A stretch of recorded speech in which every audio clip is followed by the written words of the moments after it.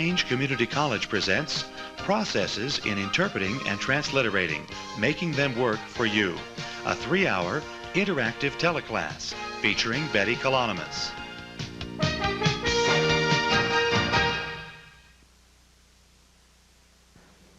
Hello, I'm Tom Gonzalez, president of Front Range Community College. We are located in Westminster, Colorado, a few miles north and west of Denver, in the shadow of the beautiful Rocky Mountains. Welcome to our first live teleclass, Processes in Interpreting and Transliterating, Making Them Work for You. We feel very fortunate to have Betty Colonomos with us, sharing her model of the interpreting and transliterating process. I hope the activities Betty has planned for you during the next 3 hours will be helpful. On behalf of Front Range Community College and our co-sponsors, thank you for tuning in. Hello, my name is Jerry Wartko, and as president of the Colorado Community College and Occupational Education System, it is a real pleasure to extend the welcome of the entire system to this important teleconference. In the Community College and Occupational Education System, we have two important overarching goals: to contribute to the human resource development and to the economic development and vitality of Colorado. We know that it is important that all constituencies and all people within the state of Colorado have advantage of these opportunities. And we consider the deaf community a very, very important constituency that is very important to the future of our state. We hope you have a successful and enjoyable conference. Thank you very much for joining us today. Hello, my name is Lindsay Antle. I'm the program manager for special populations with the Colorado Community College and Occupational Education System. Until the past January, though, I was here at Front Range Community College directing the interpreter training project.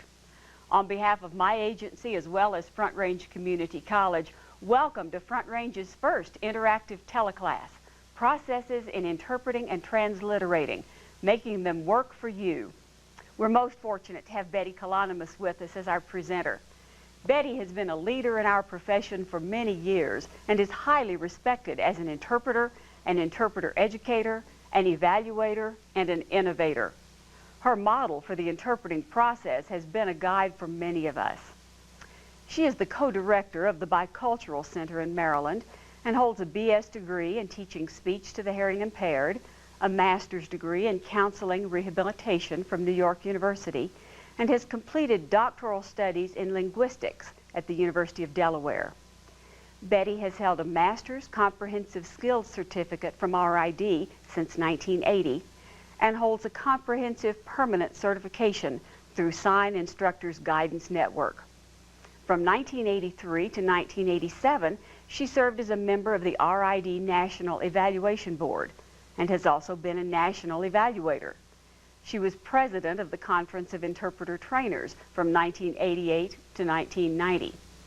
From my perspective as an interpreter, one of Betty's greatest contributions to the field has been her willingness to model her own development as she has interpreted at national conventions. Many of us did not have the benefit of formal interpreter education, and we learned by the watch and do method. Betty has provided us with an excellent model so we could watch, learn from, and then do. Welcome, Betty. It's a personal and professional pleasure to have you here. Thank you so much. It's wonderful to be here. Now, while Betty gets set up, I'd like to explain a little more about this teleclass. The primary funding for the broadcast came from the Colorado Commission on Higher Education. In 1988, the CCHE recognized the interpreter preparation program at Front Range as one of 5 programs of excellence in the state. The CCHE looked at community colleges, 4-year colleges, and research universities and selected 5 programs to honor. Along with the recognition came a grant of $350,000. The interpreter preparation program has used these funds to develop an instructional lab, to produce computer-assisted instructional materials, and to produce this teleclass. But we haven't done this teleclass alone. The co-sponsors for this broadcast are the National Technical Institute for the Deaf in Rochester, New York, Gallaudet University in Washington, D.C., Johnson County Community College in Overland Park, Kansas, Northeastern University in Boston, Massachusetts, and Waubonsee Community College in Sugar Grove, Illinois. I want to express our gratitude to them for their financial and technical assistance. A special word of thanks to Bern Jones and Ed Franklin at Johnson County, and to Mary Wright and Bob Baker at Waubonsee. They've already produced teleclasses and were very generous in sharing with us their lessons learned. Mary, thank you also for the lovely flowers. We have 45 sites in the United States and Canada downlinking this broadcast. If any of you should have trouble receiving our signal, please call 303-466-8811, extension 494. Let me explain the format of this broadcast. You'll be joining us in a classroom. This is an interactive teleclass on 2 levels. On one level, you'll be able later in the broadcast to phone in questions and interact directly. On another level, you will be asked to participate in the same activities as the 6 working interpreters in our studio. Betty will present material and then ask you and our interpreters to do a task. Break up into groups of 3, do the assigned task, and stop working when you hear Betty indicate that the activity is finished. Go ahead now and arrange your chairs in groups of 3 so you'll be ready for the first activity. The interpreters in our studio today are Dottie Cartwright, Rhonda Champion, Mary Duran, Sharon Huff, Hope Schenkman, and Tim Weston. We will have a 10-minute break after approximately 1 hour. Betty will then have another hour of instruction, followed by a second break. The time remaining in the broadcast will be for wrap-up and for you to participate by calling in your questions for Betty. Just before the second break, I'll give you the toll-free number to call. You'll speak with an operator and then with a staff person here, and we'll have the opportunity to ask your question live. If you use a TTY, we'll transcribe your call and read it on the air. Likewise, if you choose to fax your question, we'll read it. I'll give you more instructions and appropriate phone numbers later in the broadcast, but be thinking about your questions and jotting them down during the presentation. Your local facilitator will help you get your question into the right format. Betty is set up and ready. Join us now in the classroom. Thank you for participating. Welcome to the studio participants and those of you out there at the sites. I do want to add that for the deaf participants who would like to try to do some of the interpreting activities, please feel free to use either written English or, if you would like, to sign in exact something very much like English. And if there are interpreters at your site, please ask them not to interpret during the exercises so that you may try some of these yourself. Please do join us. Let me begin by talking a little bit about my own goals for today. One of the things that I would like to do is to offer us a language we can talk about what we do. We don't really have a very precise language now in the field, and it's very important that we discuss our task with more precision. You know, in the past we've talked about interpreting being good or clear or not so good. And while that may be helpful to some extent, it really doesn't tell us what we need to work on. The other thing that I hope that this language will help us do is discuss our work with more objectivity. We often hear feedback and discussions about interpreting containing evaluative statements like, well, I really liked the way you did that, or I really wouldn't have done it that way, I would have done it a different way. And I think that that makes people feel uncomfortable. Particularly since, in my experience in our field, and perhaps in some others as well, we tend to equate our work, the quality of our work, with our own self-worth. And we need to keep those two things separate. We're very good people who sometimes make mistakes with our work, and we need to work on those things separately. The other goal I have for today is providing some tools for us to improve our skills.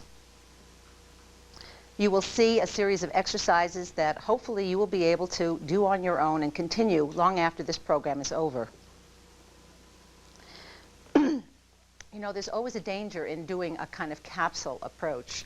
I don't want to give the impression that in a one-day workshop you can learn all the skills necessary for interpreting. But I think if you understand that this is just a glimpse of what could be a fairly long process depending on the student needs and the resources that you have in your area, I think it will serve its purpose well. The last goal I have is that all of us will participate and that many of you out in the sites will do these exercises and work on them. And as I said, I will, at the end of the program, give you some ideas for how you can continue after the program is over. Finally, a little brief introduction. Before I begin, talking about the Colonomos model that's been bandied about, and I want to be clear about what that means really. What is the Colonomos model? You know, there really are no new theories. There are only original interpretations and interesting and maybe unusual combinations of existing knowledge that we have. So the Colonomos model is really just that. It's a combination of many factors and a lot of input I've had, and I want to just mention some of those things that have helped me to develop this model along the way. First, my inspiration came back in 1980 when I read a book by Danica Selekovitch, and that kind of began my interest in looking inward and finding out what makes an interpreter tick. I also spent quite a bit of time reading information about interpretation in general, about language acquisition, about culture, and learning what was out there in terms of the body of knowledge.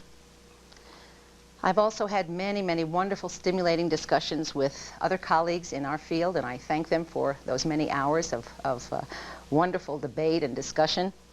And finally, last but not least, I want to thank the students and interpreters who have shared with me throughout the years their insights into their own learning processes. And before we begin with our activities, I should tell you a little bit about my framework, my bias. I think it's important to state that right up front. I think that we have a problem in our field in terms of how we define what we do. And the title of this teleclass, Interpreting and Transliterating, is a little misleading because I'm not sure that my division, well, I'm pretty sure my division is not the same as the division for many others of us. So I would like to bring you up to where I am in terms of my division of the tasks that we do. Since I was involved in the National Evaluation System Study Committee and served on the NEB, the National Evaluation Board, I've had many nagging questions, as have many of my colleagues, about how we define, how we assess, and how we certify what we do. Let's take a look at the first graphic. Please look at your workbooks, and you will see a graphic entitled Interpreting and Transliterating, which is on the screen right now.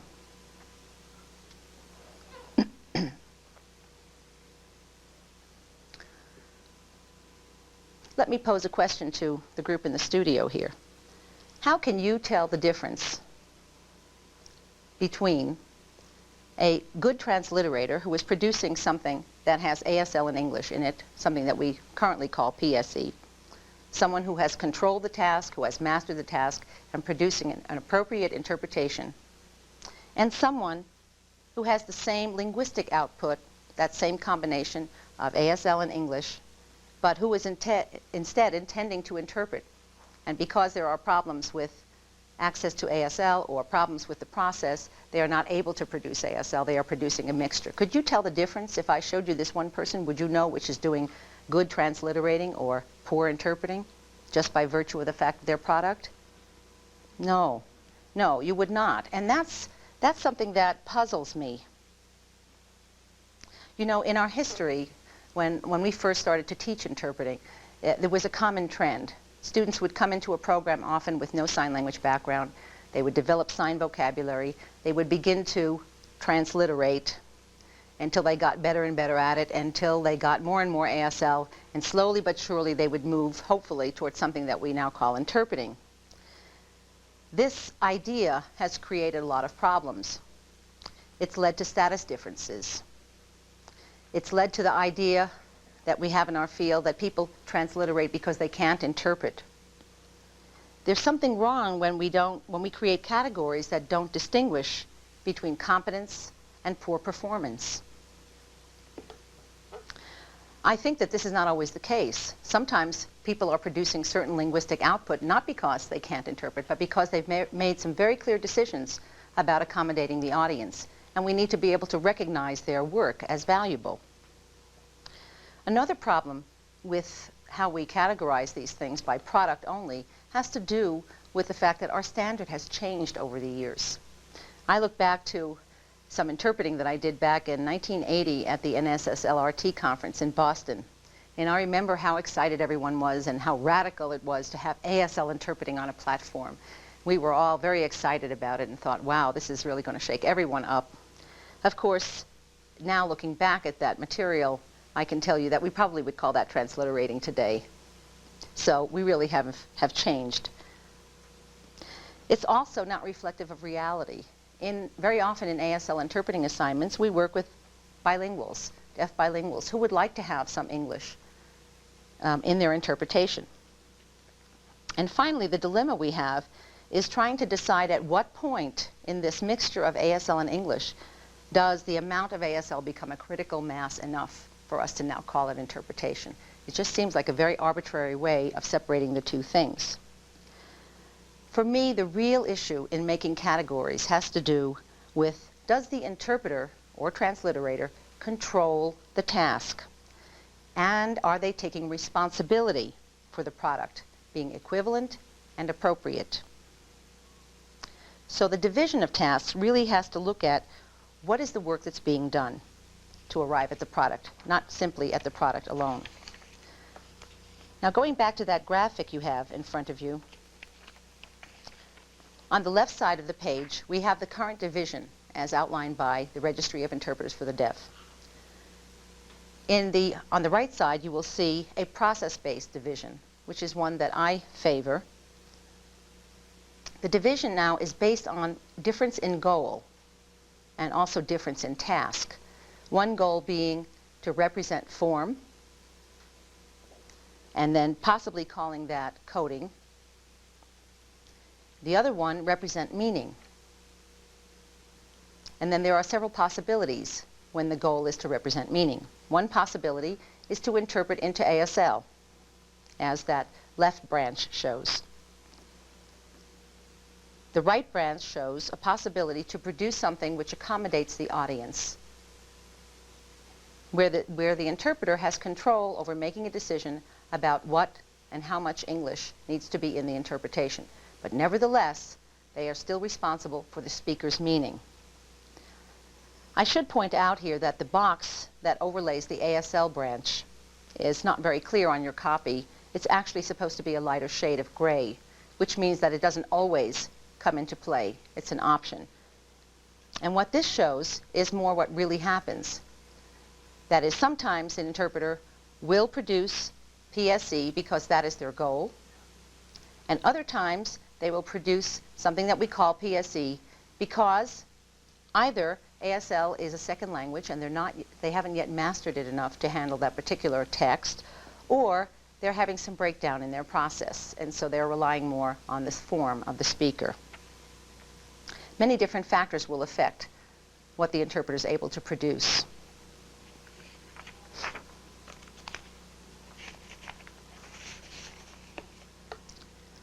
So my focus in training really is that interpreters and transliterators, under the new model that I've just presented, they understand the speaker's meaning.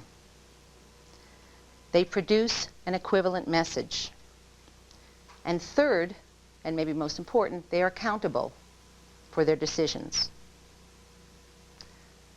So what we're saying is that to understand a speaker's meaning, you have to go beyond the words or the signs that they use. Let's call up the next graphic. Call your attention to that in your workbook. I'll give you a moment to scan it.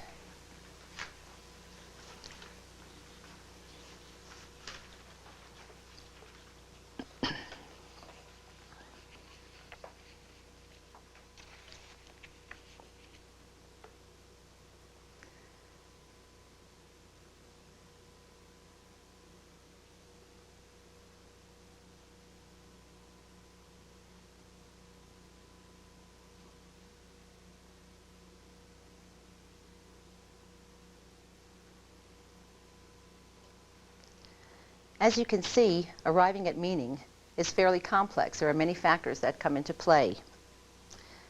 This might be scary for some interpreters. And they have shared this with me because it means that they have to decide what someone means before they interpret. But I want to try to alleviate that fear because, in fact, listeners do that all the time. When someone speaks to you, you decide what they mean. It may not be exactly what they think they mean, but you have already made a decision based on your own understanding, and your own looking at the context and your own background. So we already do that. The skilled interpreter, however, does it better than the average listener. They work harder to get at the speaker's intent. And they're often very accurate.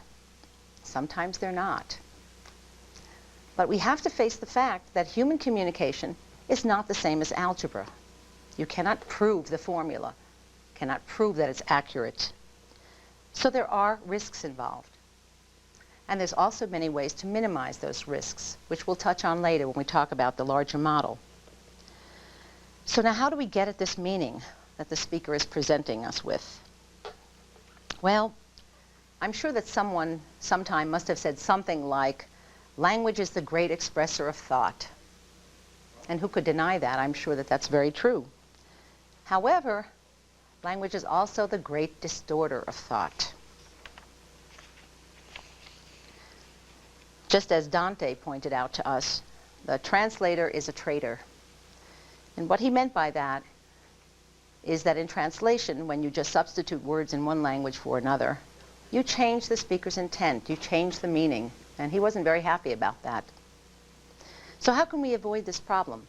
How can we not be traitors, and how can we not get distorted messages through language? Well, the way to do that is to free the meaning from the form.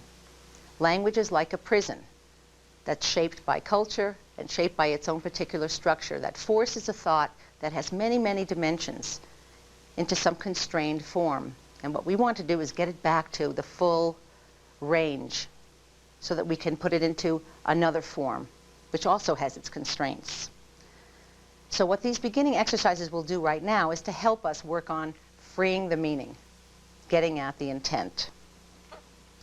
We're going to begin with our first activity. And for the folks out at the sites, I hope you'll be ready for this. It's coming up very soon. We're going to see a brief ASL text. You will not be asked to interpret this, so please do not think about the English when you're watching it. How am I going to say this? You'll not be asked to do that. Turn to your sheet in the workbook that says Activity Number 1, ASL Text. You'll be using that sheet to draw some symbolic representation, a picture, a symbol, whatever works for you, to help you retain the ideas in the text. Try to capture the meanings. Do not worry about getting every single bit of information that every sign carries. Rather, look for larger meanings. Let me give you some ground rules. Okay, first, you may not write any English words on your page, except if they are proper nouns. If they are names of people or places, you may write them. Since we cannot break down proper names into anything, we must carry them over to the other language. You can write numbers or letters. You may watch the entire text, which is fairly short, perhaps 20 or 30 seconds, and then do your representation on the page, or you may try to represent and watch at the same time. I'm never very good at that, but perhaps you would be better. Okay, let me give you the context so that you know how this text is embedded. The text will be from a deaf woman who's explaining how to get to her house. All right, everyone out there at the sites, I want you to relax, take a deep breath. Everyone here too. Clear out your mind. Get ready to let the meaning come in. Okay, everyone ready? Let's roll the first text.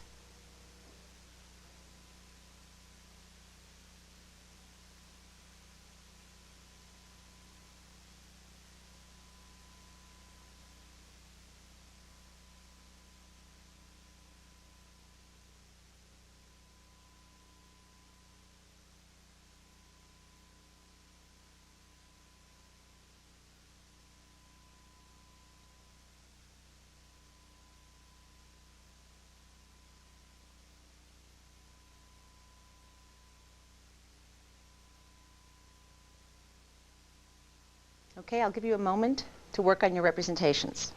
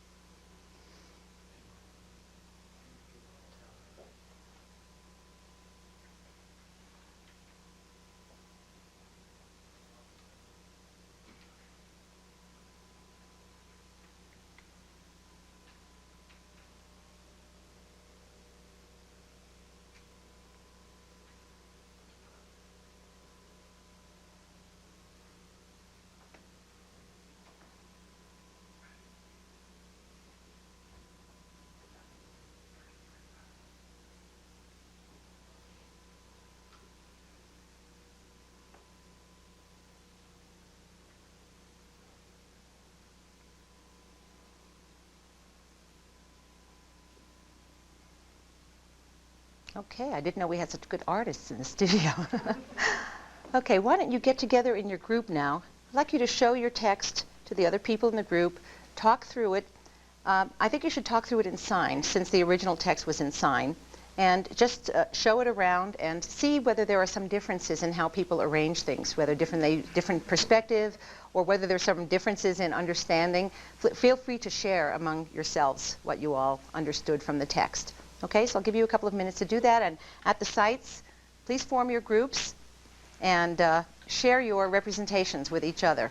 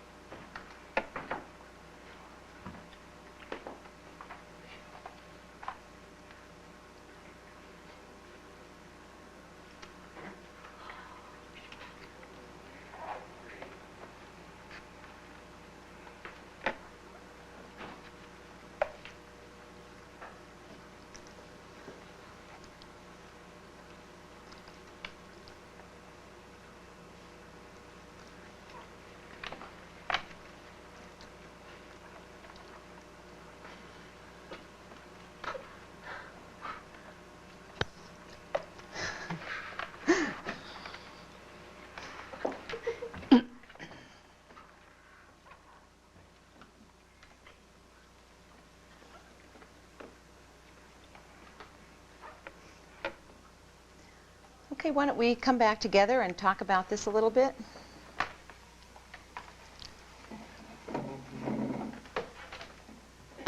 This is the little map that I drew just to give you an idea of a possible way you could do this. I think that's right. Okay. So let's talk about your representations. Were they similar, or did you have very different ones? I noticed everybody sort of made a map.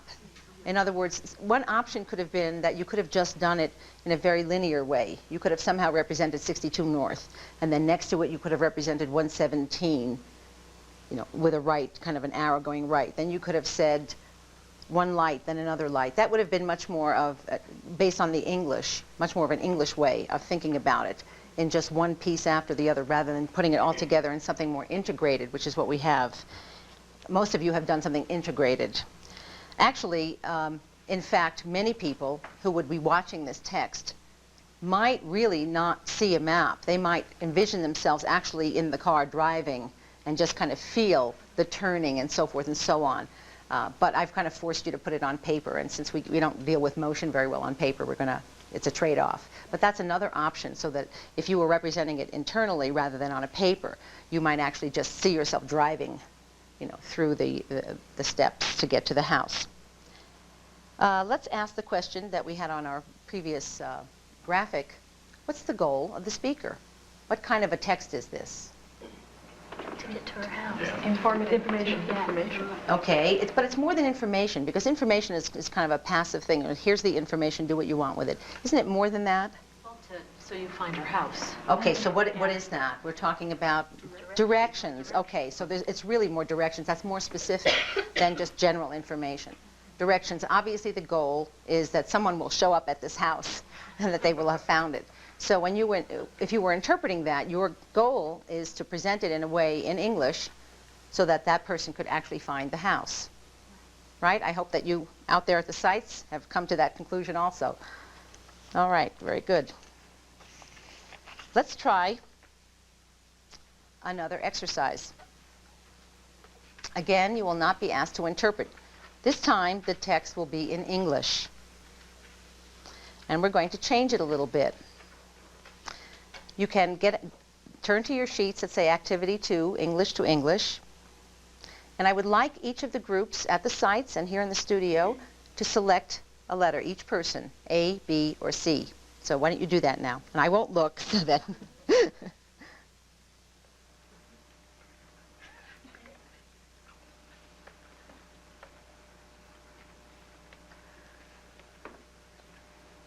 Okay, does everyone have their letter? Okay, good. Now we're going to pick C for just no reason at all. Normally I would ask C to leave the room, but given our constraints here and probably there too, and our time constraints, we're going to cheat on that a little bit. So instead of leaving the room, we're going to ask C to shut their eyes. If they're deaf, they don't need to worry about hearing it. And if they're hearing, to shut their eyes and also to maybe plug up their ears to deaden the sound a little bit. And we will roll the text, and A and B will represent on paper, as we just did in the last text. Okay, let me give you a context first. I'll give you further instructions after the text is over. This is a workshop presenter who is meeting with a facilities coordinator to make her needs known for her workshop. Okay? Deep breath. Everyone clear out your mind. Tell yourself, I will understand this, right? Okay, remember, focus on the meaning. Don't get bogged down with the words. Just let the meaning flow through. All right, A and B you attend, and C, you'll have to wait a little while. Okay? Let's roll the tape.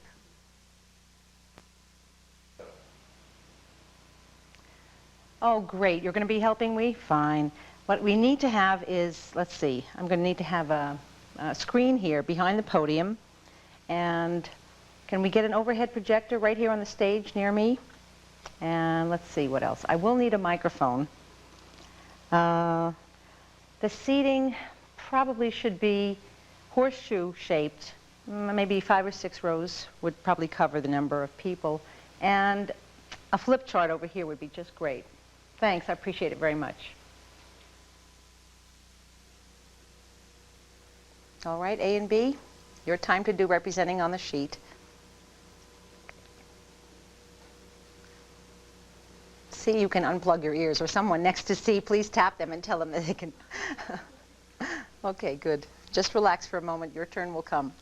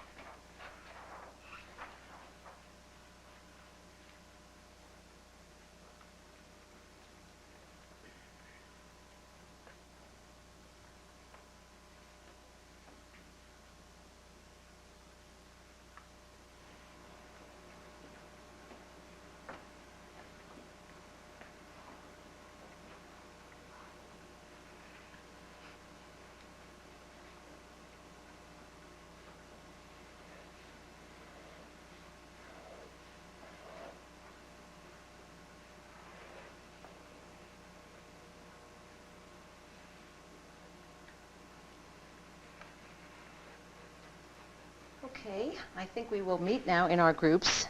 Now listen carefully to the directions.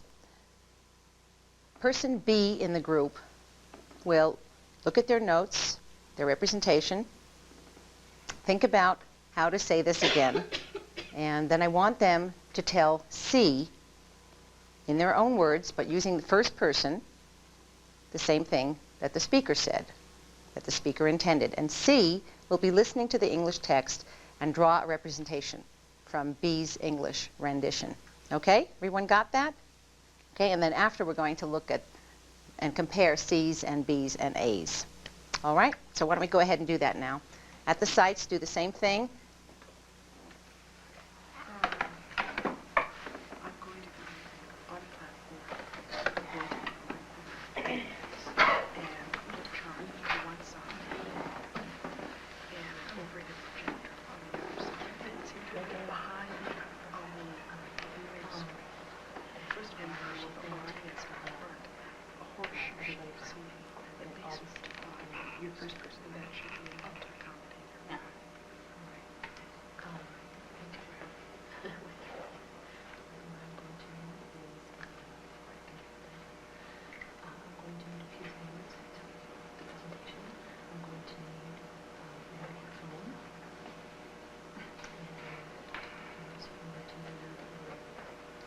After you're done, B, do not monitor C and hover over them and correct their picture. Okay, let them just do whatever they understood you to say. I know there's a tendency to want to do that and be helpful, but I'm sure it'll all work out just fine. I didn't hear. You said you need the mic.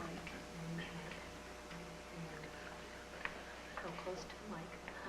I need a projector. Overhead. Okay, overhead projector.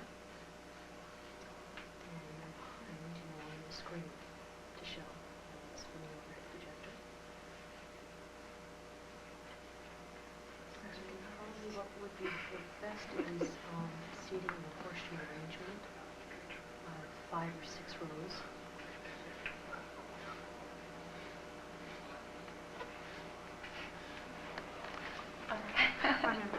What would also help is to have a flip chart as well.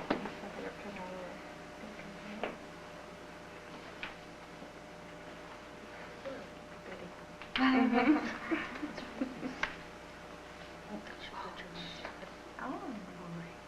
So you need a flip chart. That's a rose.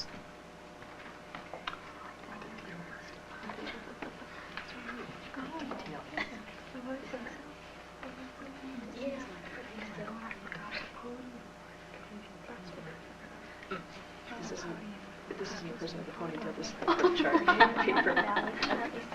That's really good representation.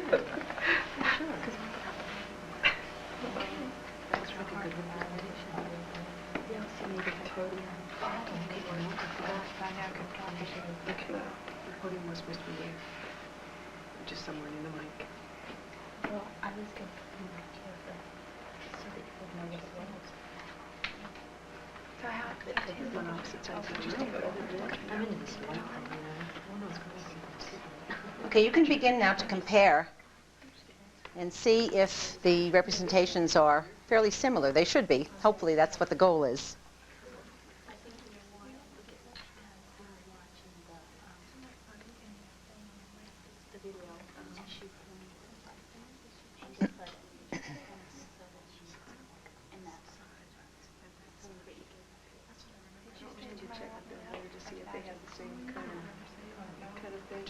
Yeah.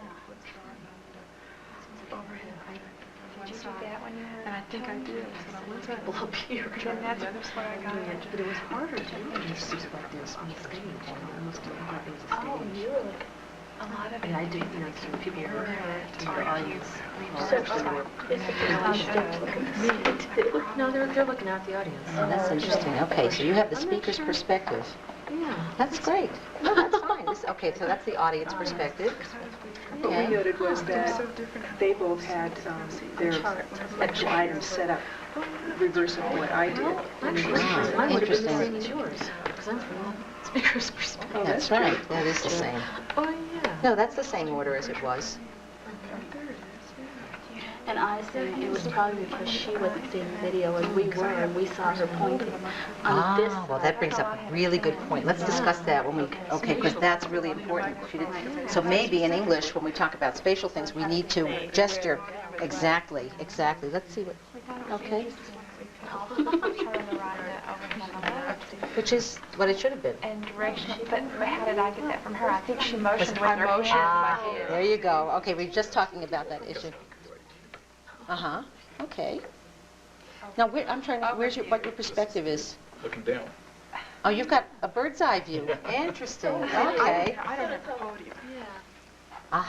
No podium. No podium. Yeah, Okay. she didn't tell me podium. So, because I'm Well, if she didn't tell you, you couldn't put it in the picture. Okay. Let's get back together again and debrief on this a little bit. I sure wish we could talk directly to the folks out in the sites, but you can call in with some questions or follow up on this a little later in the program. What did we find? Something very interesting happened. We found that when she had her eyes closed, she wasn't able to see the video, and as we were watching it, we saw the woman gesturing to which side she wanted the projector and which side she wanted the flip chart on, and that wasn't given to Rhonda, so we found that our drawings were opposite. Right, so that woman on the screen said, I'd like the flip chart over here. Right. And you know, in English, that's why it's very important, and spoken language interpreters, by the way, have now figured out that it's not enough to be in a booth in the other building. You have to see people because they do point. And English is not particularly strong at dealing with spatial concepts. It's very complicated. So that if you're going to get the same message across, you either need to say something like, please put the flip chart on my left as I face out toward the audience, which sounds awfully awkward and strange, or something like, put the flip chart over here, or to my left, or something where you're motioning. So that's very interesting that happened. What else happened? Some people had audience perspective and other people had speaker perspective. So I'm not sure that matters. Hopefully, because English, I assume, is a native language for all of you, you would be able to handle whatever perspective and modify the way you say it so that the room would in fact be set up appropriately. This is my little representation. I don't have myself in here, but I just basically did the room setup. And just in case you're wondering what this little grin here, this toothy grin here, is just my little symbol for saying something nice at the end. Because she said something like, oh, thank you very much, I appreciate it. So I usually put some kind of a smile face, to show some formula, polite formula, hello, how are you, or thank you very much, or something. So that just reminded me to say it politely. What was this speaker's goal? Get everything set up right. Right. And in this particular case, we have action. We expect action. And actually physical, concrete things are going to be put in place based on this text. So here again, when we think about that goal, it becomes much clearer that we probably would need to gesture and point because people need very specific directions about how to set up the room. And it's very hard to do that. Have you ever tried to do that text or something like that on the telephone? Right? You find yourself gesturing even though they can't see you because there's really not a very easy way to do that in English. So if you're there and you're not doing telephone interpreting about this, if you're there, it would be very helpful and would be more natural probably for you to assume those gestures and indexes with your hands. Any other questions or comments you wanted to make about this last activity? No? You did very well. Very well. All right. Are we ready? You want to move on? Okay. Now we're taking a big leap, and we're going to start actually shifting between the two languages. Please turn to your activity sheet number 3. You will see this time an ASL text. Again, we'd like you to represent the ideas on your sheet. Keep your letters A, B, and C. And I will, after a time, after I feel that you have processed the meaning for a while, I will call out a letter. And then that person will continue to think through how they want to say this speaker's intent, speaker's meaning in English, and they will produce an English interpretation to their group, to the other members of their group. Okay, I want to remind the deaf people out there, please, you may write in English or sign in English if you're going to do the activity. Remember, I want you to focus on the ideas, okay, not the signs, and also think about creating an appropriate English text for that situation. Okay, let me give you the context. There is a workshop happening on the deaf community, and one of the issues that comes up is discussing deaf people as a disability group, and there's some controversy about that. And so this deaf woman now is going to raise these issues with her text. Okay, everyone out there at the sites, are you ready? Everyone here ready at the studio? Deep breath. Okay, clear out the mind. Okay, let's begin and roll the tape.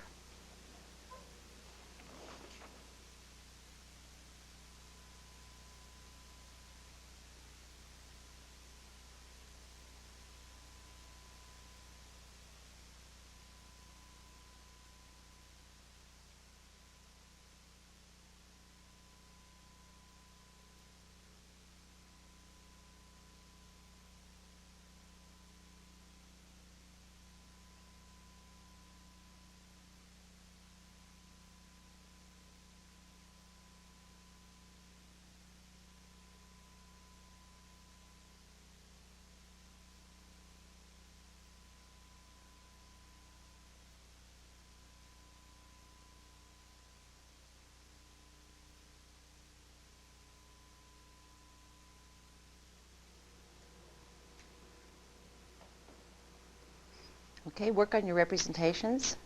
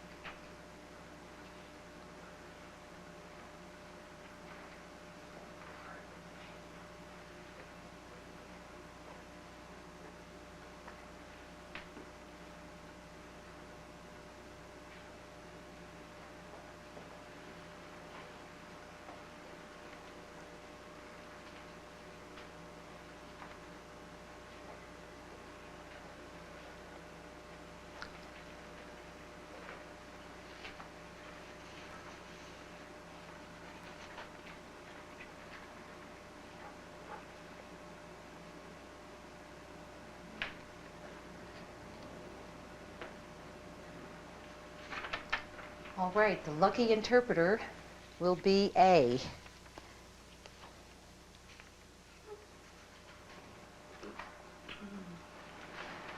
Okay, when you are ready, A, huddle with your group and then deliver the text.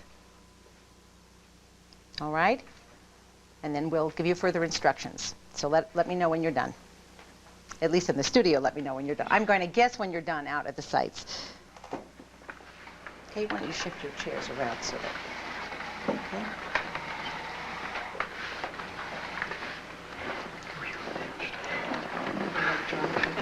I have a lot of problems figuring out how to draw this. I was at a workshop the other day and we were talking about, you know how there's rules for airlines.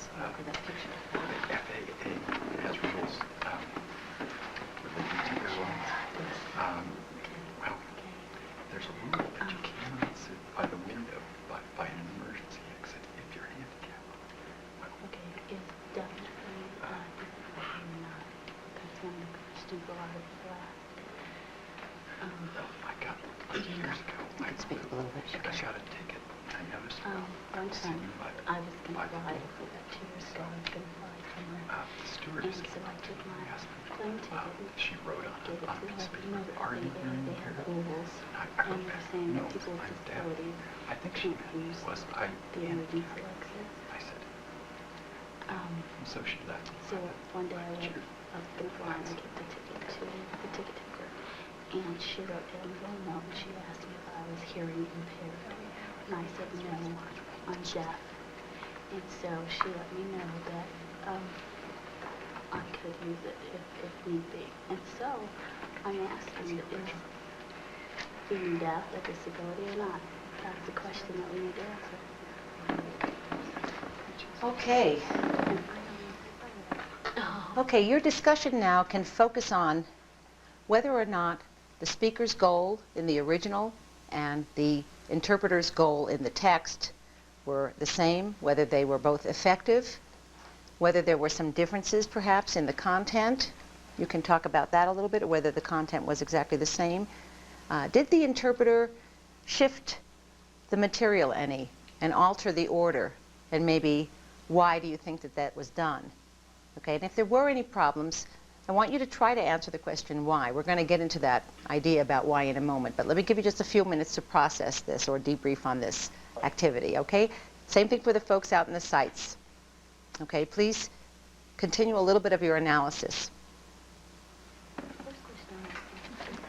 You can speak up in your regular tone, regular voice.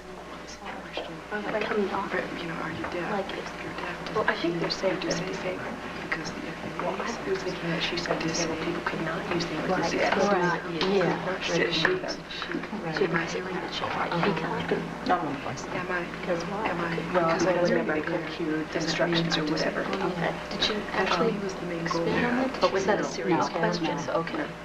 I mean, do you think that the speaker is really asking for See, I was a little confused. or do you think the speaker has the answer already in her I think own the mind? speaker has the answer already. Right, I mean, I'm not handicapped. I think she's answered her. It's like a rhetorical. Exactly. It's more Exactly. So think about the interpretation. Did it come out as a serious question, or did it come out more like the speaker? That's one of the issues. Yes. She's being sarcastic. Yes. In fact, she was being sarcastic. Well, sort of. I'm not hearing you. Are you hearing him? No, I'm deaf. Maybe I needed to She's using irony, kind of, to make her point. It didn't sound funny saying it then.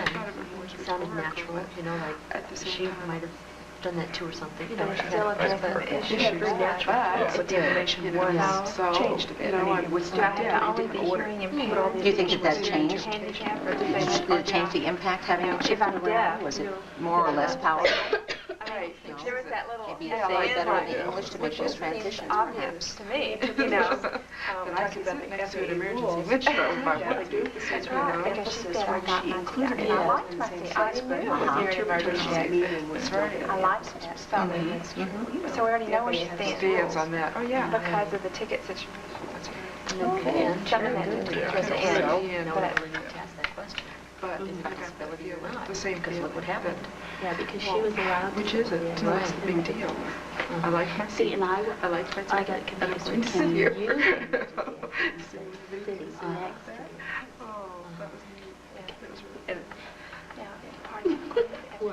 I was just bright philosophical thing, if disabled people were not supposed to be able to use the emergency exit cites, and she said, no, I'm not hearing impaired, I'm deaf.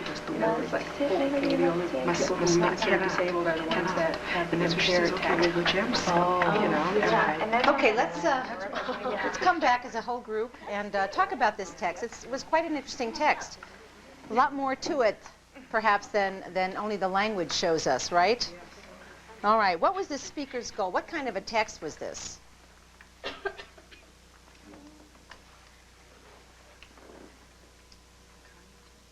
Yes.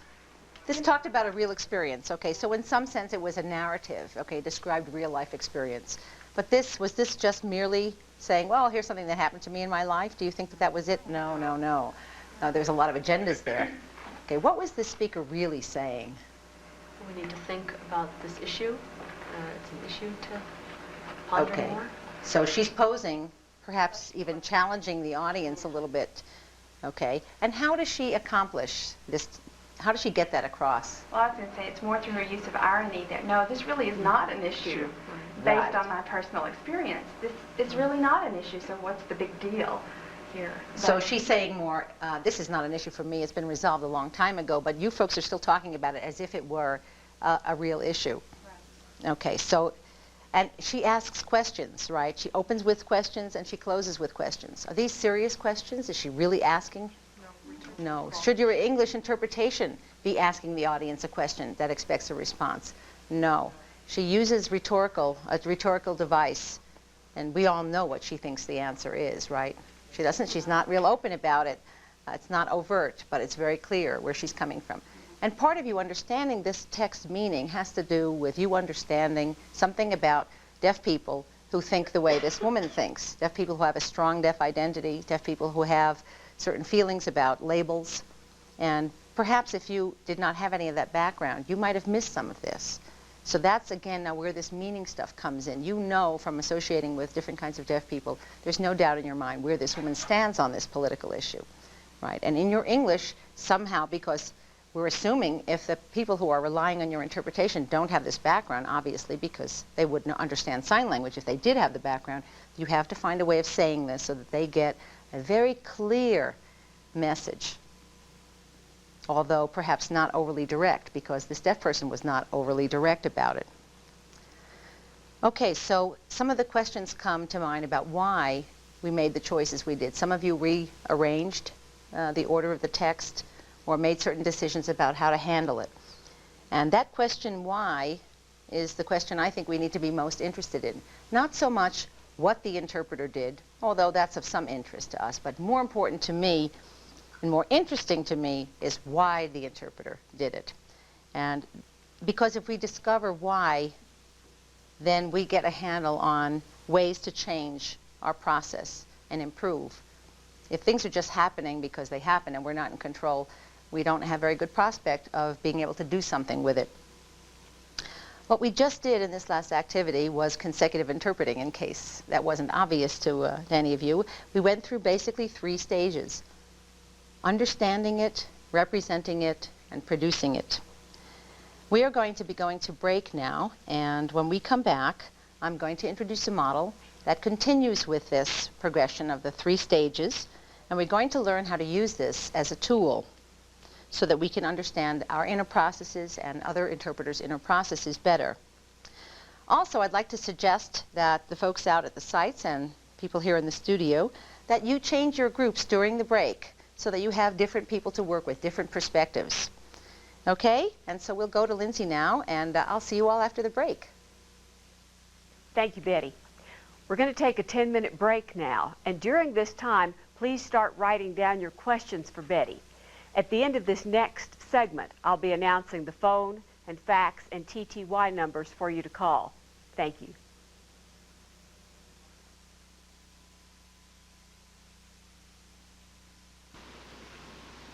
Hello, I'm Mary Wright from Wabansie Community College in Illinois. On behalf of the federally funded interpreter training projects, welcome to this first international teleconference hosted by Front Range Community College. The Rehabilitation Services Commission of the United States Department of Education is funding 12 interpreter training projects.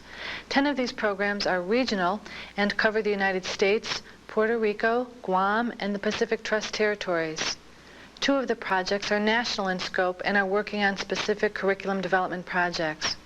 The 10 regional programs are Northeastern University in Boston, City University of New York Research Foundation, Lehman College, New York City, Gallaudet University in Washington, D.C., the University of Tennessee at Knoxville, Waubonsee Community College in Sugar Grove, Illinois, the University of Arkansas at Little Rock, Johnson County Community College in Overland Park, Kansas, our host for today's teleclass, Front Range Community College in Denver, Colorado, the California State University at Northridge, and Western Oregon State College in Monmouth, Oregon. The 2 national projects are housed at the University of Tennessee at Knoxville and Northwestern Connecticut Community College in Winsted, Connecticut.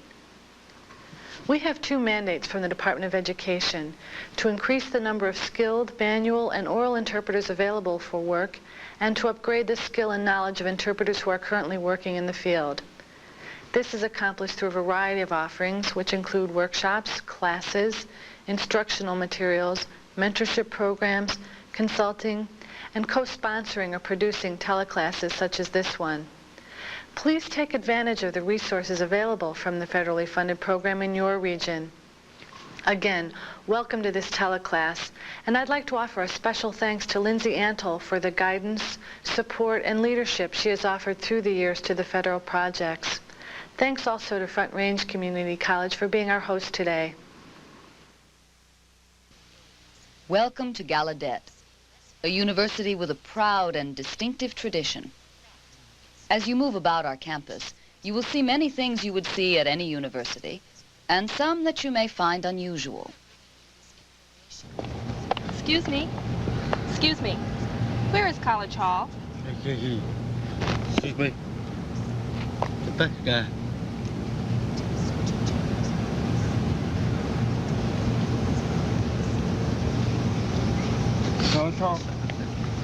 Thank you. Bye. Gallaudet is a university with a difference, and that difference is hearing loss. On most other campuses, a serious hearing loss can cut a student off, not only from what is happening in class, but from many social experiences. Gallaudet offers deaf students a complete educational experience.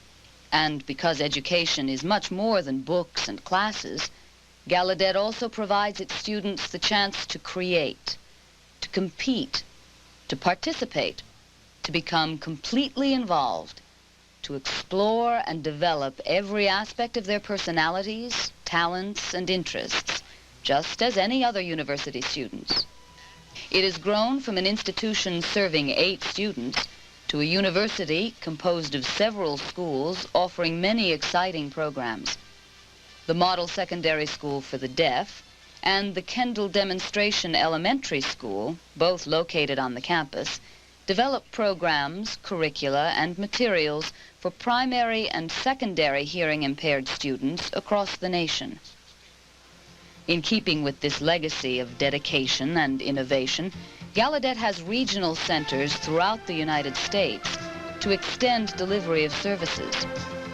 Outside of the continental United States, we have centers established in cooperation with other universities.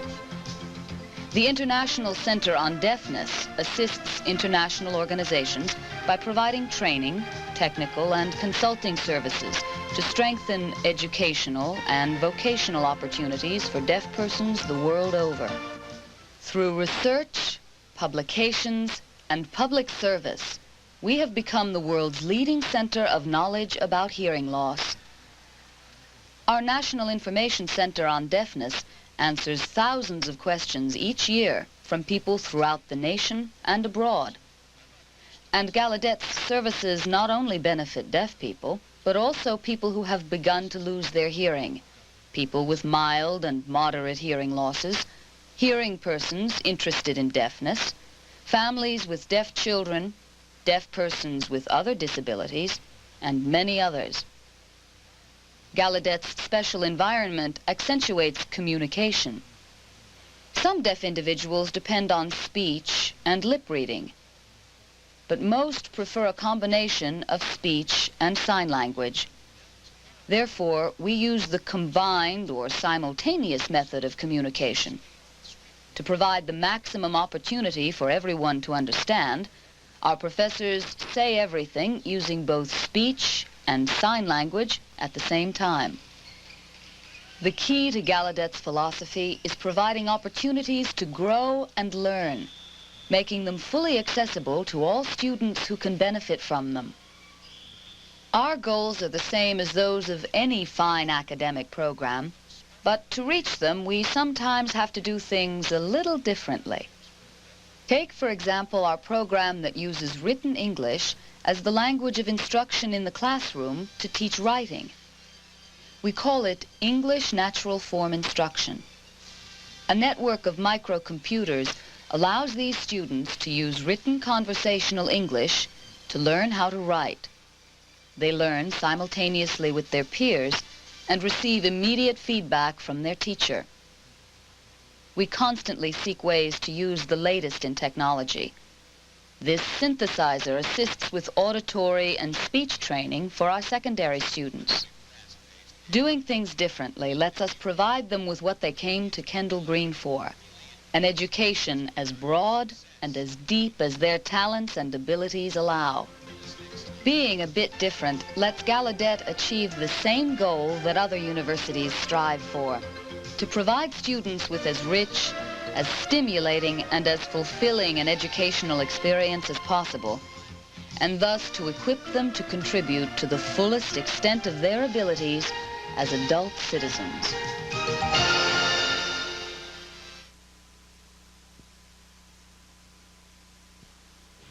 As an interpreting student at NTID, you'll also be able to participate in the many extracurricular activities available on campus. Academically, you'll learn skills needed to work in educational and similar settings where deaf persons are present who can use interpreting and other support services such as tutoring and note-taking. Further, you'll benefit from one-on-one and group learning experiences with nationally recognized instructors and professional interpreters.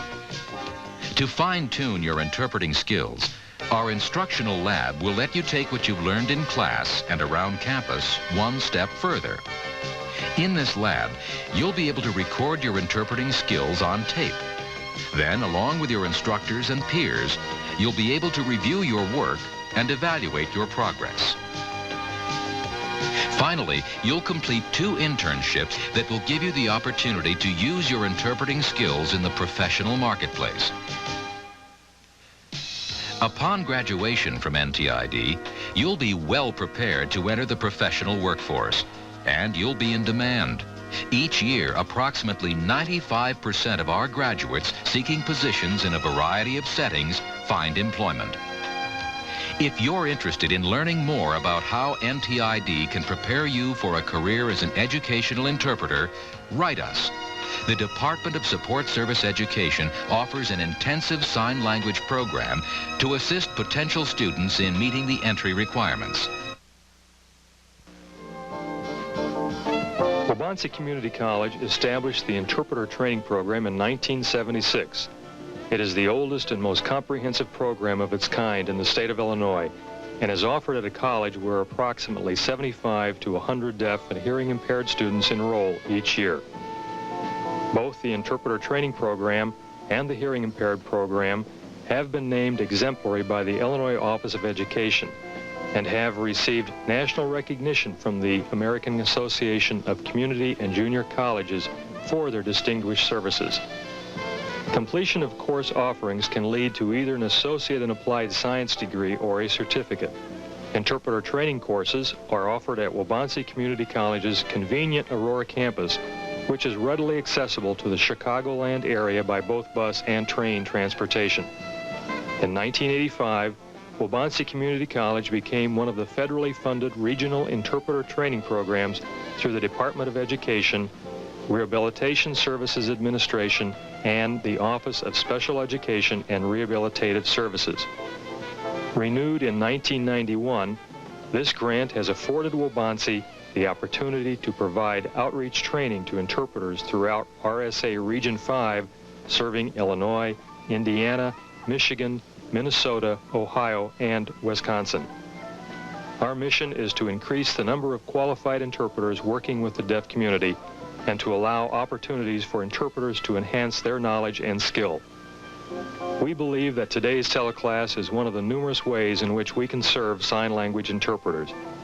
Our thanks to all of the site coordinators throughout the United States and Canada for helping to make this possible.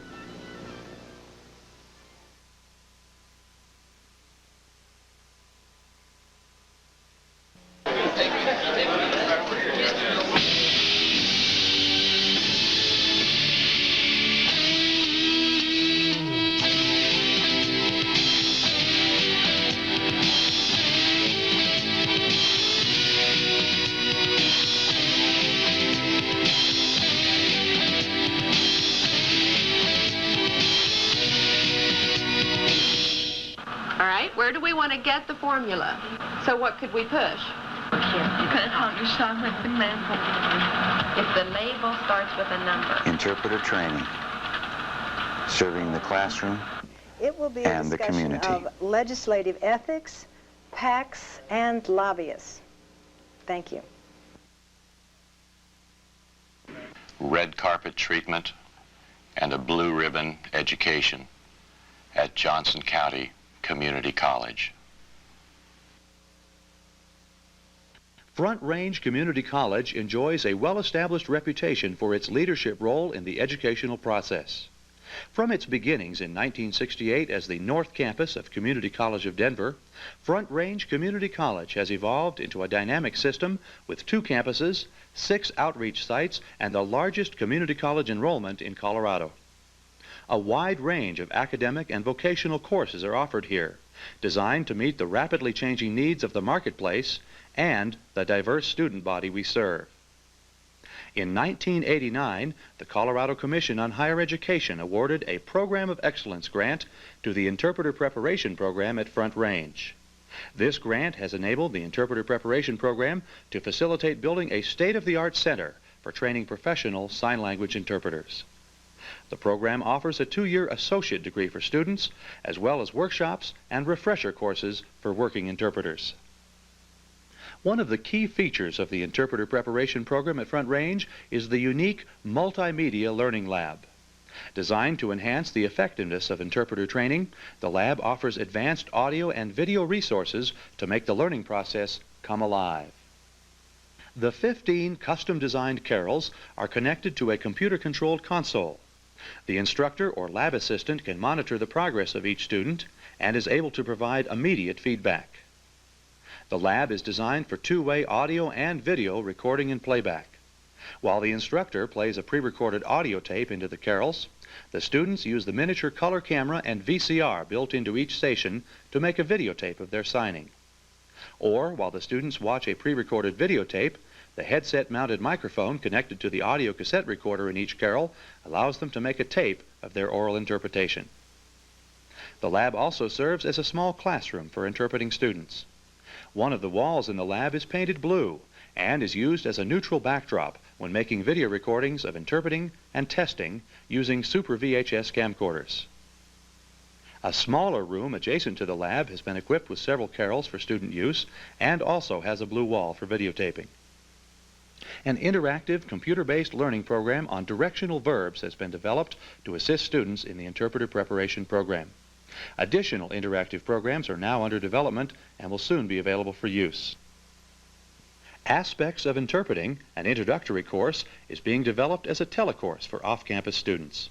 Satellite-based instructional teleclasses are another way in which students learn more about the interpreting process. Bringing together a variety of technologies and offering students a wide selection of opportunities, the Interpreter Preparation Program at Front Range Community College is truly a program of excellence.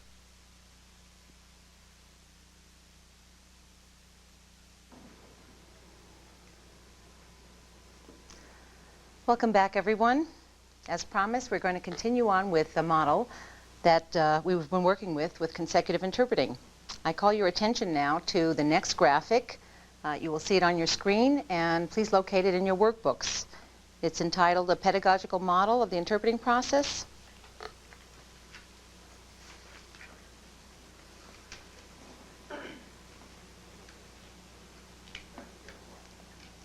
Okay, everyone found the right page? Good. For those of you who are not familiar with that word, pedagogical, it simply means for the purposes of teaching. And this is the model I've been using to actually teach interpreting skill. Unlike the larger model that I have is really more for discussion and understanding what's involved in interpreting. Okay, let me talk through this a little bit. For some of you who have trained with me at an earlier point in my development, you will notice this is very similar to something that we used to call CVR rather than CRP, the words being concentrating, visualizing, and rehearsing. And I did make some changes, and I'll tell you why I did that as we go through it. First, I want to call your attention to the fact that the words are not nouns, and that was done on purpose because this is an active process, and I wanted to use active words. So they're in a present progressive verb form, and so that reminds us that we're doing something rather than have this abstraction of concentration or some other thing happening out there. The main goal, as we've been saying all along, if you look at the bottom of the graphic, is understand first and then construct an equivalent message. In the first stage, in what I call concentrating, basically what you're trying to do is understand as much as possible. And so within that stage, you are attending, which means you're blocking out distraction, blocking out noise. You're analyzing the language and everything else that you can get in that situation to try to understand what the meaning is. And as you get little kernels of meaning, you build these representations from that. And we just said before that dropping form is a very critical part of understanding the full meaning. I want to go back to concentrating again and attending. We sometimes have to work under noisy conditions where we don't have the optimum environment. And so we have to make sure that we can focus in despite the fact that there's noise in the environment. I believe, however, that our biggest problem is not really the external noise. That doesn't happen very frequently. From my experience and my travels and talking with many students and interpreters, what I see as the biggest noise that we have to deal with is the internal noise, our internal noise that says, you can't do this, you're not going to understand, they're going to fingerspell something and you'll never be able to read it. You know, all kinds of gremlins are coming out that show that we're not feeling confident or that we're not feeling perhaps adequate to the task.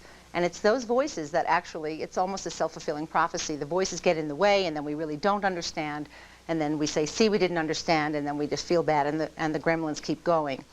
So I know we can't do very much about that at this point, but that's something I think we all need to work on, trying to really get rid of those distractions. They don't help. You have to believe that you can do the work. So you need to psych yourself up. You know, you go in the situation and say, I can do this. And you will probably do it better than if you go in believing you can't do it. So anyway, as we're beginning to understand this text, we are representing things internally in a non-language form, as we've been doing here. But of course, there are more options than just drawing pictures in our mind. We can have something like a picture, or we can run a little movie clip. You know, something like driving to that woman's house would be a movie, almost like a film loop where we see motion and people moving. We can have something very abstract like arrows and triangles and circles, something like the graphic that you see. Sometimes we have to do that for very abstract ideas that don't have nice, clear, concrete things to visualize. We can also use other senses, kinesthetic senses. For example, if the speaker's talking about an experience that you yourself have gone through, you may want to call up those feelings. Oh yes, I remember what it was like giving birth, for example. I can really relate to the speaker if that's what the experience is about. So you really may use any kind of sensory tools that you have to help you represent. And this model is sensitive to the fact that people have different cognitive styles, which is why I think we cannot teach interpreting a certain way. However, and I will add one caveat here, one of the reasons I changed visualizing to representing was for that very reason, by the way. Some people said, well, I can't visualize things, so this model is not for me. And that was really a much too limited way of looking at that word, so I've changed it to something more generic, like representing. But I do want to add that given the fact that we are working with at least one language that's extremely visually based, it would be very helpful if we could develop our visual senses, so that even if you're not a very visually oriented person, I think some of those things can be trained and can be enhanced, because it will help us very much if we can use those visual skills, especially when we're dealing with a spatial language. After we have constructed the meaning in another form, then we move into the planning stage. Formerly, I called it rehearsal, but what was happening there is that people were interpreting the word rehearsal kind of more literally in the way we use it most of the time, and they were practicing exactly what they were going to say. And that's really not what that stage is about. Interpreters are supposed to be bilingual and competent enough in the two languages so that they don't have to practice how to talk or how to sign something. What we do in the planning stage is really more to frame the text, decide how are we going to open this text, how will we close the text, how will we make our points, what kind of tone are we going to use, how will we make one transition, a transition from one idea to the next idea smoothly. Sometimes we have cultural things we have to deal with in the text. That may be something we want to focus on. Okay, well, maybe I need to expand this a little bit. If the deaf person signs NAD, for example, and we know our hearing audience does not know what NAD is, we may want to make sure that we say National Association of the Deaf, which gives them more information, things like that. So in the planning stage, we are working out kind of the general framework and putting a little bit of meat on the skeleton, but not practicing it word for word. I will say, though, that in our field, you know, most of the people who are interpreting into their second language. And so sometimes we do have to pick out certain difficult areas, perhaps if we don't have the strength in the language we're going into, to actually work on, okay, let's see, how am I going to set this up in space, and you know, which side will I put this on and this on so that there's going to be a comparison and so forth. And that's going to depend on where your language skills are in terms of how much you need to prepare. The two little diamonds in the middle are very important. When I originally developed this model, I did not have those two little diamonds in there. And I was noticing that although interpreters were going through the stages of understanding and representing and planning and producing a text in a very grammatical, correct, appropriate language, there were still some elements of the source culture, perhaps, that remained throughout. And it just didn't seem like a very natural way to talk about something in the target language. So I added these two steps, and I want to just expand on them a little bit. What the source frame means is that when you are attending to the speaker's message, it's very important that you stay in the mindset of the speaker, that you're not busily worrying about how is the audience going to understand this, because if you do that, you may miss some very critical elements of meaning. So the temptation is to want to switch into the audience mindset. And this is to encourage you not to, until the text is complete, or at least that chunk is complete, whatever you're working on. And then once you have represented it clearly from the speaker's point of view, then you kind of step away from it. You distance yourself from your representation and say, okay, now I'm going to transform myself into the target audience and the target culture. And I'm going to become a person who thinks the way they do. And then I will look at the representation and see whether or not this representation will work for me. Now, sometimes there are carryovers between deaf and hearing people. They basically see certain things the same way. Other times there are not. And that may mean we need to reorder our representation. We need to highlight some things that would be more important, more salient in the target. We need to maybe blur some things that would be not important in the target to help us when we go into the planning stage. So those two switches are very, very important to being able to really get an equivalent message across in the other language and culture. Are there any questions about this? No? Okay. We are now going to try to use this as a tool. And we're going to use the CRP to help us analyze and try to understand why the interpretation appears as it does. So what we're asking you to do now is to use this analysis to kind of infer something internal And you may be wondering, how am I going to figure out what another interpreter is doing inside their heads? I have no way to know that. Well, there are certain clues you can look at to help you guess. And let me share some of them with you so you'll feel more comfortable with this. Let's suppose that the interpretation has all the ideas that the speaker had and the intent. However, the target language is not very fluent. It's choppy. Maybe it's not completely grammatical. Maybe there are some strange word choices. What would you guess from that? Which would be the stronger part of the process and which would perhaps be the weaker, relatively speaking? Which would be the stronger one? The concentrating part, right. Clearly they understood everything. It's all there. So they didn't miss anything, and probably their representing was pretty good too. So where did the process perhaps falter a little bit? In the planning stage, right. Perhaps not enough time, or whatever reason, something faltered in that stage. Okay, let's look at the converse of that situation. The interpretation is very smooth, and it's appropriate for the audience, and the delivery is wonderful. However, the content is not accurate. Okay, it's slightly off in terms of the specific ideas or things in the content. So what would you infer from that? That the stronger was what? Probably the latter half. The representing probably was very good, and the planning was good, but perhaps the comprehension faltered a little bit. Now, the middle stage is a little bit more difficult to get a handle on, and that takes a long time in working with this model to be able to really understand what happens in R. That's the most mysterious part, obviously. But I can share with you some ideas about what is an R situation. Suppose the interpretation has all the ideas there, and the target language is okay. However, the organization of ideas is not quite natural. It seems that things are kind of out of sync. They're not in the right order for the language in which the interpretation is going into. Perhaps the transitions are not there. They're not clear transitions from one idea to the next. Perhaps there are cultural elements that are not dealt with. As I just mentioned before, perhaps that target switch really didn't happen, and so things are just being transported culturally and don't make sense. Even though they're delivered in the target language, they still might not make very much sense for the person who's coming from a different culture. So that would indicate that something was happening in R, maybe not quite right.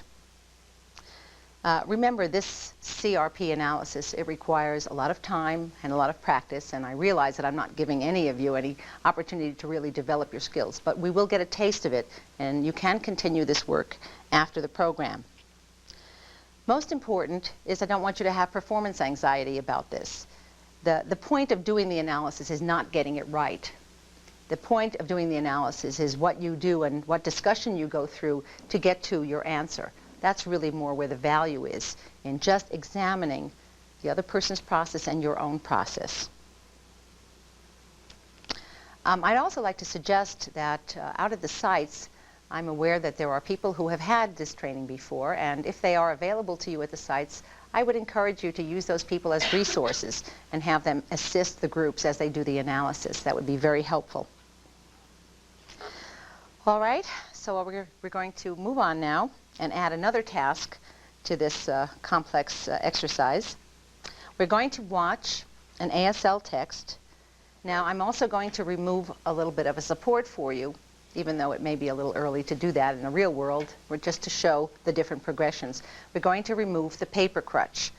So now you're going to need to do the representing internally, not on paper, okay?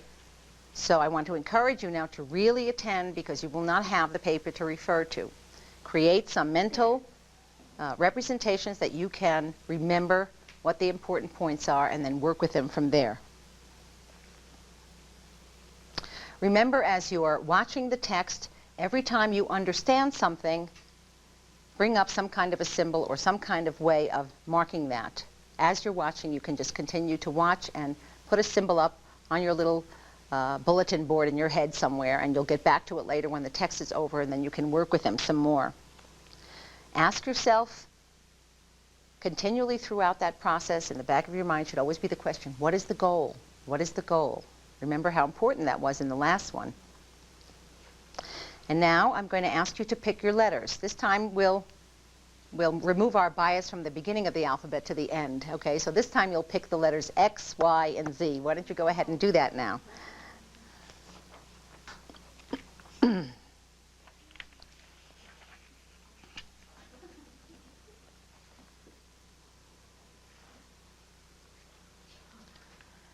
Okay, everyone have their letters, X, Y, and Z. Let me continue with the instructions.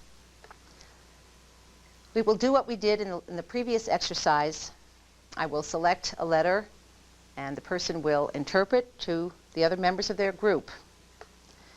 And then the remaining people in the group will then try to decide, based on what they've been doing in the process, and from the text that they saw, and from the interpretation that they heard, which of those three stages seem to be relatively stronger and relatively weaker.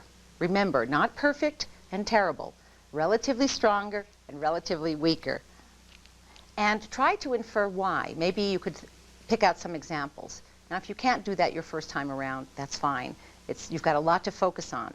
Perhaps when we do it the next time, you'll be able to give some examples to the person of why you thought perhaps the C was stronger or the P portion was stronger. When you do this analysis, do not talk to the interpreter who has just worked.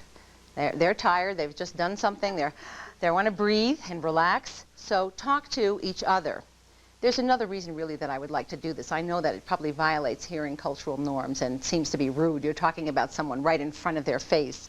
But there is a reason for that. And the reason is that we are not yet at a place in our field where we can talk about interpreting to someone who has just interpreted in a way which is not evaluative or overly stroking or emotional in some way or other. And what happens is when you look at the interpreter, the tendency is to say, oh, well, you did great, or if they didn't do so great, say something like, well, that was a really hard one. I had trouble too.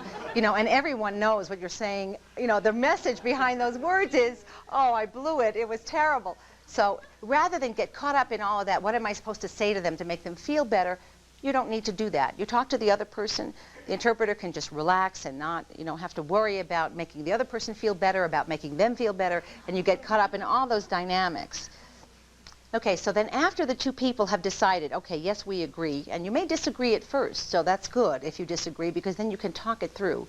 Once you've agreed, okay, this was the stronger and this was the relatively weaker one, then you turn to the interpreter and say, okay, what do you think? Did we do a good analysis here? Or they may say, wow, that's exactly what was happening with me. And then you can really pat yourself on the back first time out.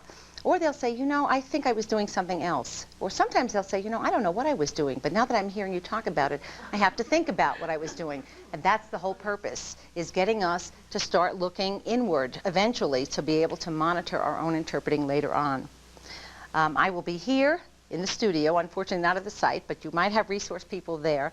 If you need me, just look over. I'll come over and help you out with the discourse. You may want to say something, but not sure how to say it with this new language. So just tell me in your kind of old language, and I'll try to model the new language for you, how to say this. Okay, one more thing. If I doubt that all of the groups are going to be finished interpreting at exactly the same time. That would be a real feat if we could do that. So if there are people still interpreting when you are done in your group, I suggest that you go on with the discussion, the CRP analysis, in sign, so that your voices will not be distracting to the people who are still voicing in English. And then once everybody is completed, perhaps the facilitator at the site can check that. When everyone has completed the interpretation, then everyone may use their most comfortable language, whatever that is. You can use the sheet in your workbook that says activity number 4 if you want to jot down some notes to help you remember the points you want to make in your analysis. Okay, I think we've got all the instructions. Is it clear to everyone? Okay, let me give you the context. This is a deaf person who was responding to a hearing parent's question about which preference do they have, mainstream programs or residential schools. Okay, remember, no paper, so you need to really focus. All right, take a deep breath, everyone. Get the oxygen flowing. Okay, clear out your minds. Remember, all you need to do when you watch the text is understand. You're not being asked to interpret at this point. You have quite a few minutes to work into that. Just understand the text. Okay, enjoy yourself. Let's roll the tape.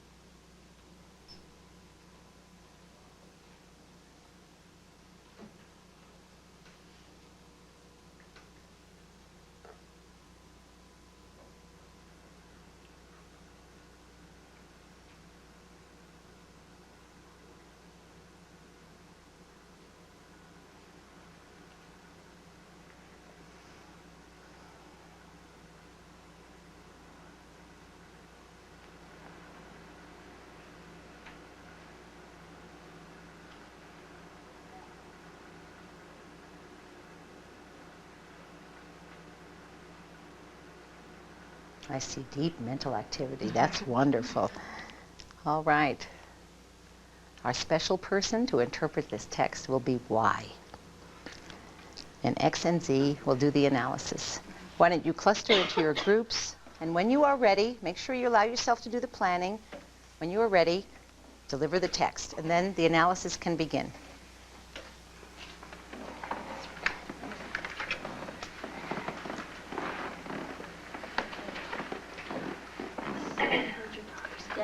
You're having a conflict between mainstream and the residential school.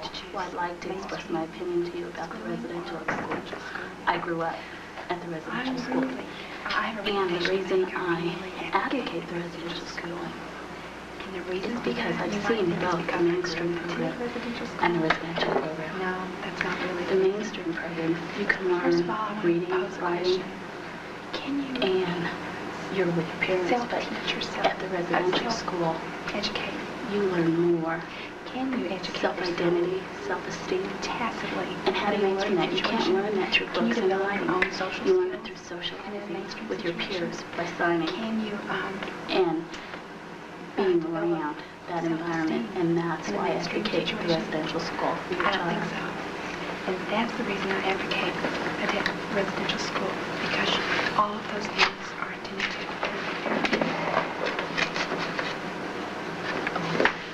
Okay, you can relax. Now the other two folks have to work.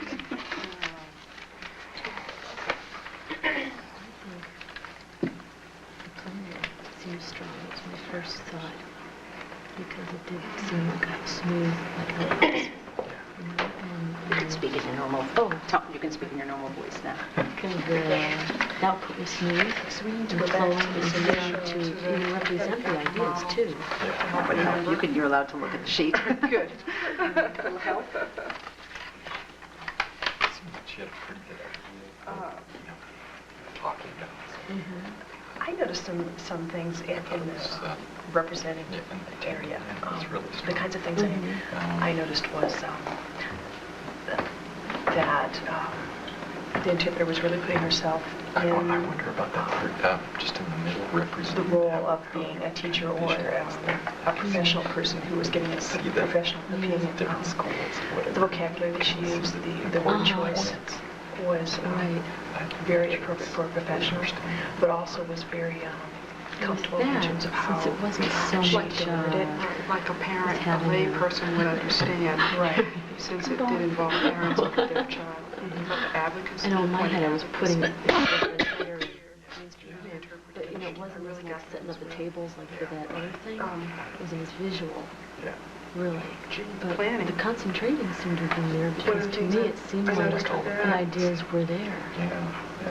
Like details too, really. The beginning, the choices in a certain the different concepts, and it came out in the interpretation of the planning. Starts here. So it seems like there was some good representing going on. It's hard for me to see. It seems so equal to me. Self-esteem. This issue about socialization. I was going to ask Mary if she kind of agreed with her analysis. Have you taken a stab yet? No, but yeah. Well, then, because you haven't decided. you do need to decide first. Well, actually, I just assumed it felt equal. I know. Oh, it probably wasn't. Let's look a little harder. Well, okay. Except the concentration. The strongest. But perhaps If you had to pick, I mean, we might be talking about minute differences, but it would be helpful. It's so hard to. Sure. all the pretty There's nothing worthwhile is easy, you know. but real information was dropped. smooth and focused, you know, it wasn't important. planning. Let me ask you this. Because I Think about the speaker's goal. Think about the way they presented it. And then think about the delivery in English. Do you think that it had the same impact? Do you think that the goals were similar? Do you think that the style maybe was parallel? I mean, those are some questions that may help you decide a little bit more. So I'll let you work on it a little bit more. Thank you for not letting him off the hook so early. What are you doing here? Let's see. I think the plan is the strongest. Yeah. Well, I don't. Why? Okay, the reason I say that, like I went back before about the beginning, When you talk about, we were talking about the opening and closing of the text. Right, It was because it here. wasn't, This is again, how her it goal was begins. to And these are the suggest, issues, give her this, opinion, but this, she this, wasn't and this. domineering So that or was very anything. clear. So that had a clear Right, and opening, I- a clear and closing, Mary's, and points were you know, made Points one were of stressed. Okay. So that probably occurred in two places. Probably there was, in the representing, there was something So maybe well that was organized very well to work with, and then it continued on the planning. One of the things that you had said before about God, it is hard to the differentiate way them, the gosh. interpreter No, I know he's expressed not being good at the being critical. information, being a professional, that they used the appropriate vocabulary, appropriate words. I think that really fits. So, I really think put them in drivers. Right, that's it. That's it. This is how it. What did you think? Do you agree with picture I could see what we ended up thinking? I could visualize in my mind from what the interpreter said. I concentrating. had a specific picture in my head. They mean this, they mean this, and they mean this, and they stay right on the subject. And that for me, clear, I got it. But I agree. I think maybe the planning was stronger of the two, but it was just real obvious that there was some real connection with representation. Yes, Right, yeah. This road here had a real representation. I don't think you can get and it too was well like in after she planning finished, necessarily. That's she was strong. talking about self-concept and So stuff. that's not necessarily true, because if you have confidence in your ability to use the target language, or you have presented something similar, you could, in theory, create something wonderful that may have very little to do with the speaker's meaning, but so that they're really not contingent upon each other. You really could have, I mean, it's more logical that things flow if the beginning is strong, that it would continue, but it's not really necessarily true. Well, how do you feel about this analysis? Well, it's interesting. Details. I really was working on representation. Yeah, and that because can I really wanted to work on that. enhance That things. already Really help felt you whether I'm with chosen or maybe not. the That's what representing, wasn't it? The How representing, I right? was The now, representing. for that reason, I felt like my concentration like becomes very strong. And I felt like I faltered in the planning because when I had to stop. The planning. See, I kept wanting to put in the speaker's word. She said self-educated. She said self-esteem and self-social skills. She was signing self, social skills, self-educated, self, anyway, esteem. That's a great. And I thought, Yeah. okay, but you don't say it in English like that. Right. So I struggled, and you heard me struggle. It was like, and I backed up and said, There's a lot of times the I've planning got to say just this naturally differently. can just be And I was hard. already out, so I felt like that was why the planning was weak. So that's a really good analysis. What she's saying is that she really, when you stopped and said, I have to say this differently, you really went back to the R. So you went back to your R and looked at it again and said, I've got to figure out a different way. So you really were kind of planning as you delivered. Right. So maybe it wasn't the strongest, but you obviously fooled them. You did a very good job. How did you turn out with this? Oh, I want good. Okay, you came to a different conclusion? Yeah, Good. I was able to really analyze more and I think I said it differently. What did you but, decide? You know, I need to know if I really did. She brought up a really good point, just the way she told Maybe us I how was she thinking that visualized because the when whole you thing. say you did call okay. about the Really good way to self-educated do and it. self-esteem. Wonderful. that was a representing. That's right. She made the representing a real visual for her own personal style, how she's going to do that. Because she said it not always visualizing, but it was evident that it was for Mary. It was Which is what I think she meant. That's great. Great. Social skills. Wonderful. Great for first time out. Using appropriate choices. Okay, let's meet as a group. I know you probably could talk about this much, much longer. And hopefully you will, at some later point, take more time to do these activities. All right, what did we find here? What is the speaker's goal? I mean, what type of a text was this first? Let's ask the question. Was this information, giving information? Yeah, Not really. I mean, in all texts, we give a certain amount of information, even if we say my name is so-and-so. But what kind of a text is this? Persuasive, right. But not heavy-handed persuasive. Right. As a matter of fact, there was a disclaimer in the text that said, oh, I'm not biased toward this or that, but let me tell you my reasons. But clearly, there was not a pro and con on both sides. There was clearly pro on one side and con on the other. So clearly the person had very strong feelings about it.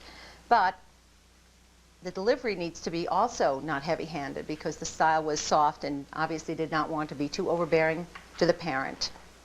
And you know that from your own real-world knowledge, again, about how sensitive that issue is with deaf community and hearing parents and how we talk to them. So those things all came into play.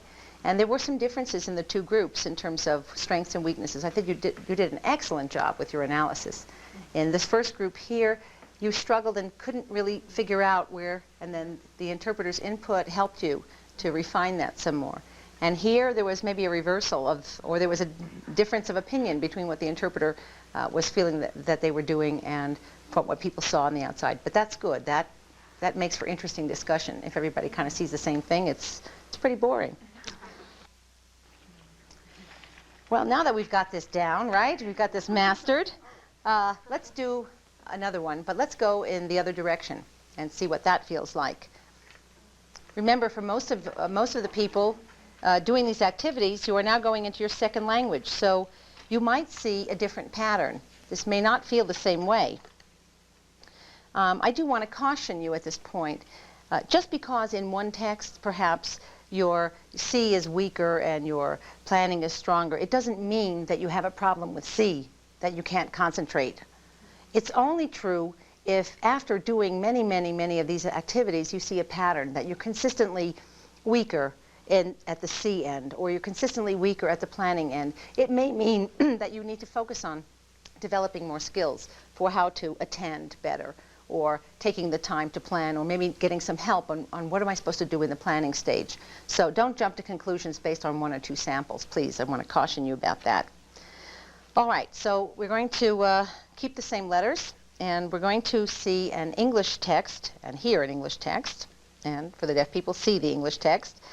The context is, this is a conference coordinator going through the day's schedule with the conference participants. Let me caution you, this text is a little bit challenging in the sense that there are a fair amount of numbers and letters being spouted by the conference coordinator. So in order to not have everybody get too worried about, I can't remember all these numbers and letters, I will encourage you to use, you can use the back of your CRP analysis sheet, if you wish, to just make sure that you have recorded the numbers and letters, nothing else, just so you don't have to worry about holding on to those things. And since, as I said, you haven't been given enough time to develop into these longer texts, so feel free to cheat a little bit, but that's okay. Cheating is not that bad in interpreting. You need to try to get all the help you can. So you may write down the letters and numbers so that you can be concerned about the larger meaning and not worry about the little specific things. All right, everyone ready? Are you still breathing? Yes, everyone out there at the sites, are you all settled in for the next text? Good. Clear your mind. Remember, we're concentrating, we're blocking out all the noise, the internal noise, and if there's external noise, perhaps you can tone it down. And we will roll this tape.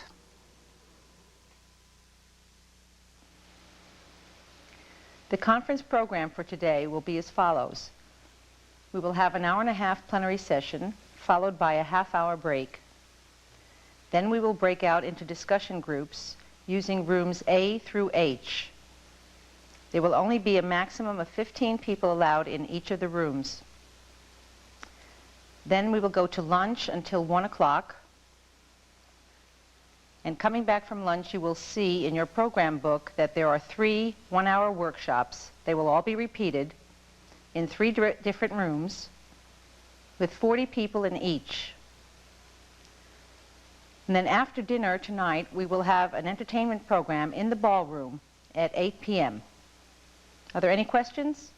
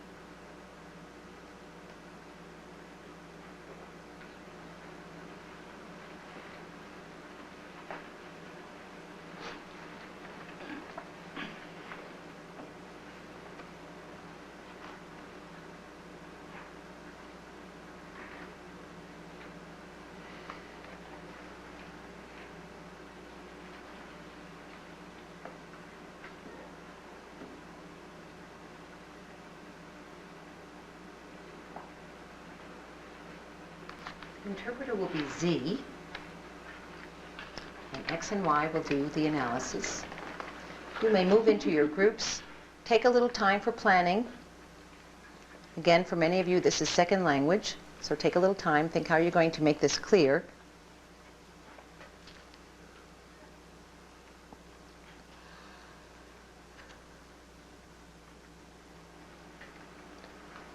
Why don't we move into our groups here? And I would suggest that Z, for each group, sit back to back so that you won't have the signing distracting you. So why don't we go into our groups first, and then Z with their back facing the other group. Are you Z, Rhonda? Okay, and you're perfect. Good. Not that close, okay. You don't have much space.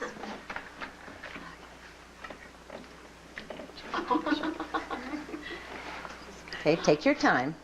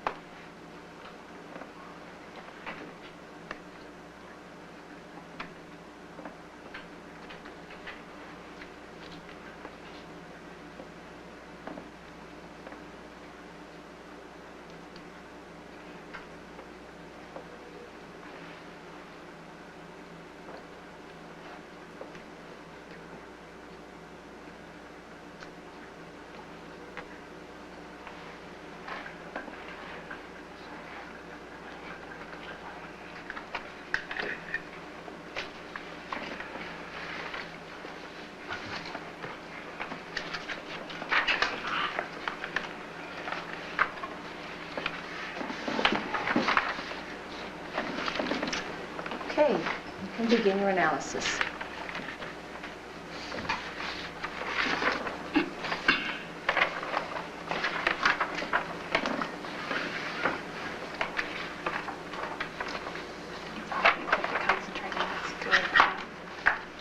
You can speak in normal voice. A lot of intense concentration, I think, because of the detailed material. Again, they're represented good. You're trying to structure the time frame. Need your crib sheet, huh? The repetition, the setting up, the numbers.